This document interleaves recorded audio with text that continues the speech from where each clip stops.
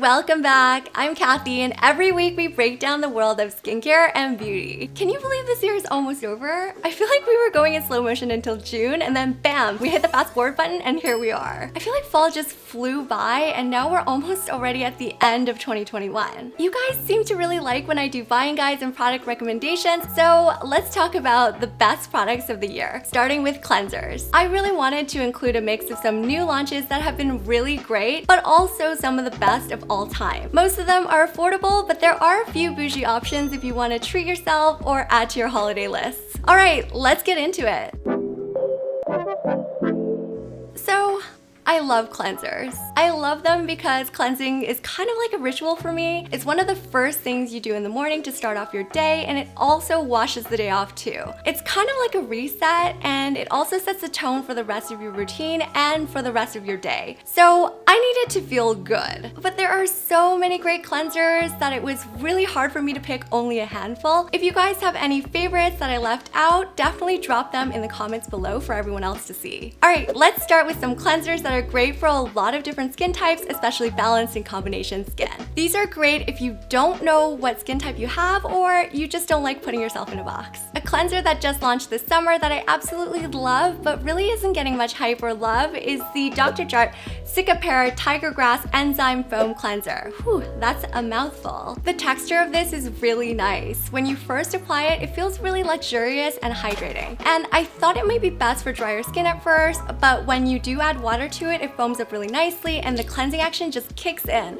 So don't let the creamy texture fool you. This is actually good for most skin types other than dry. It's also great if you have sensitive skin because it's fragrance, sulfate, and essential oil free, and there's calming centella extracts in it. Glycerin is also super high up the ingredient list, so it's nice and hydrating as well. It takes off makeup super well and it leaves my skin so soft but also really clean feeling. You only need like a small amount of it, so this tube will last you way longer than you think. Another one of my favorites that's no secret to you guys is the CeraVe Hydrating Cream to Foam Cleanser. It only launched last year, so it doesn't get as much hype as some of the older cleansers do, and I talk about it in depth in my CeraVe cleansers comparison video, but the texture is what makes it really cool. It starts out as a cream, but then once it gets wet, it foams up and creates a really nice lather, so it's the best of both worlds. You get the creaminess to help melt the makeup off, and it ends with a satisfying foam. This has amino acids in it too, and a tiny bit of salicylic acid acting as a preservative, but this does have quite a long ingredient list, so if you have extremely sensitive skin and you're finding this is sensitizing you, it'll be harder to pinpoint what's specifically causing it. That being said, this is still really gentle. I just love it. I mean, I've completely emptied this bottle entirely. My picks for drier leaning skin and sensitive skin are the La Roche-Posay Toleriane Hydrating Gentle Cleanser and the First Aid Beauty Pure Skin Cleanser. The La Roche-Posay Toleriane Hydrating Gentle Cleanser is a classic, and it's great for dry and very sensitive skin. It's a super gentle cleanser that's sulfate-free, and it has glycerin, niacinamide, and ceramides to help soothe and hydrate your skin. It's also oil-free, so it's good for combo skin too, like mine. This is actually what I've been using since my skin is super sensitized right now. I'm slowly working my way back up the retinoid ladder to tretinoin, but my skin is very sensitive to retinol. So I love it because it just feels so soothing on my peely skin. I was surprised at the texture at first because it feels like a moisturizer, but now that I've gotten used to it, it just feels really luxurious. But if you do tend to get really oily, you might not like that texture. It doesn't foam up at all either. It just kind of like melts off, which I like because it feels super gentle and my skin never feels stripped when I use this, but it's also sometimes almost too gentle. It isn't great for taking off heavy makeup, so I'd recommend a double cleanse with micellar water, cleansing oil, or a balm before this. And as for the finish, it just leaves like a really nice,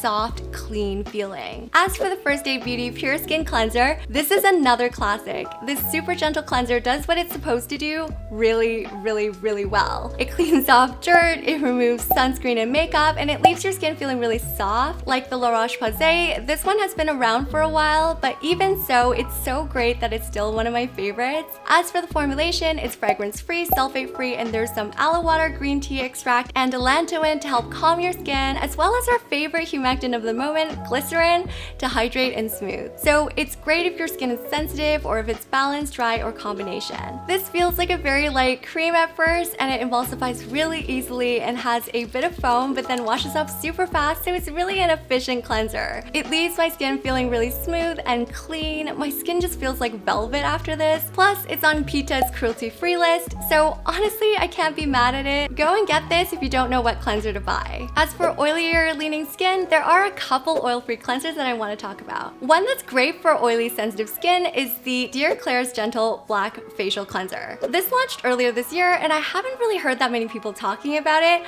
but I think it's great if you want a deeper clean without feeling stripped. It's also fragrance-free and sulfate-free, and it's formulated for sensitive skin. It's really gentle, and it's got some extracts like truffle and blackberry as well as centella in the formula. But I found it did sting a bit on my sensitive patches where my skin barrier is compromised from the retinol, so like most skincare products, avoid putting it on broken skin. It's also vegan and cruelty-free, and of course, oil-free too. It kind of ticks all of the boxes, but the thing that some people might not love about it is it does have a bit of a sour smell to it, kind of like a bar of soap. I think that's coming from the lower pH, and I realize I'm making it sound like it's really intense when it's really not.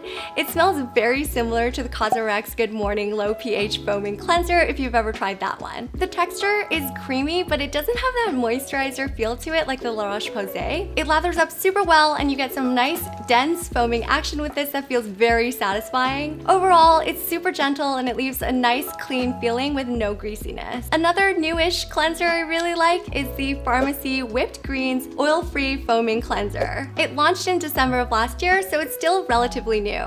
It's another creamy foaming formula, but don't be fooled, this is definitely best for a combo to oily skin. The formulation definitely supports that. It's sulfate-free, but there's also some papaya enzymes in here to help with some gentle exfoliation, and kaolin clay to help absorb that extra oil. It also has glycerin in the second spot on the ingredient list, so it's not going to be overly stripping. By the way, this is one of the only cleansers on my list that actually smells like something other than the base formula. It has like a very unique smell to it because it has some citrus extracts in it, and I actually just realized what it smells like. This smells exactly like an orange lemon ginger tea. Yeah. Which I actually really like, but again, be cautious if you have sensitive skin. This comes out as a thick cream, and it emulsifies and foams up really well. It takes a couple seconds longer to wash it off though, which I personally don't mind. Afterwards, my skin feels matte without being tight, and the finish just looks like my skin, just way less greasy. Plus, this is vegan friendly and cruelty free as well. For breakout prone skin, my pick is the CeraVe Acne Control Cleanser that launched this summer. It's great because it's got a couple exfoliators, 2% BHA, and gluconolactone, a gentle PHA. This combination is great for comedonal acne and for fading post-acne marks, but is still pretty gentle because it's in a cleanser format. It's stronger than the SA cleanser, but it still lathers really well, and it isn't overly drying because it's got some other humectants like glycerin and hyaluronic acid in it. It's also got niacinamide, an all-star, all-around ingredient that's great if you're dealing with breakouts. It also feels a bit creamier than the SA cleanser, and it leaves your skin with a velvety matte finish that's good for oily to balanced skin. Since a lot of us are wearing makeup again this year, I wanted to include a balm cleanser and a micellar water as well. My micellar water pick is the Rovectin Clean Micellar Water. This launched earlier this year, and I love it because it's one of the only micellar waters I've found that doesn't really leave a residue behind. You can tell I love it because I'm almost completely finished with this bottle. I really like the minimal design, and I love that it comes in the large size. It's also designed to be more easily recycled because after you're done with it, you can just rinse it out, peel off the non-recyclable label, and then toss the rest into the recycling bin. Plus, it's vegan and cruelty-free, and it's also got hyaluronic acid and kelp extract in it, which is an antioxidant that has some moisturizing properties. It also works really well to remove light makeup, so it's great for every day, but if you do tend to use a lot of waterproof eye makeup, this probably won't be strong enough, and that's where a cleansing balm comes in. My my favorite cleansing balm of the moment is the Youth to the People Superberry Dream Cleansing Balm. So this is completely new. It just launched and I was so excited to try it because I love their Superberry mask. I obviously haven't had months to try it out yet, but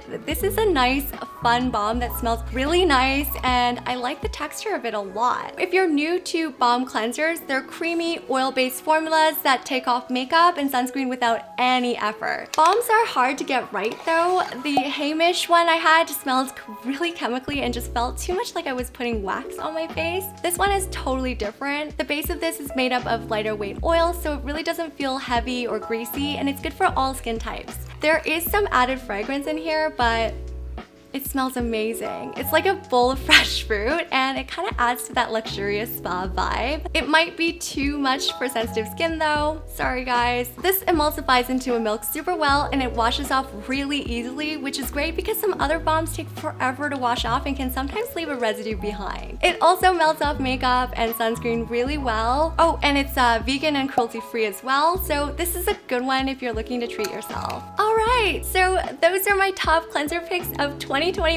I still can't believe this year is over and what a year it's been. So many ups and downs and so many changes and great product launches. So what did you guys think? I really hope you found this video helpful and if it was, don't forget to give your girl a like and subscribe and hit that notification bell so you don't miss out on any more fun and informative skincare and beauty videos like this one. Love you guys. See you next time.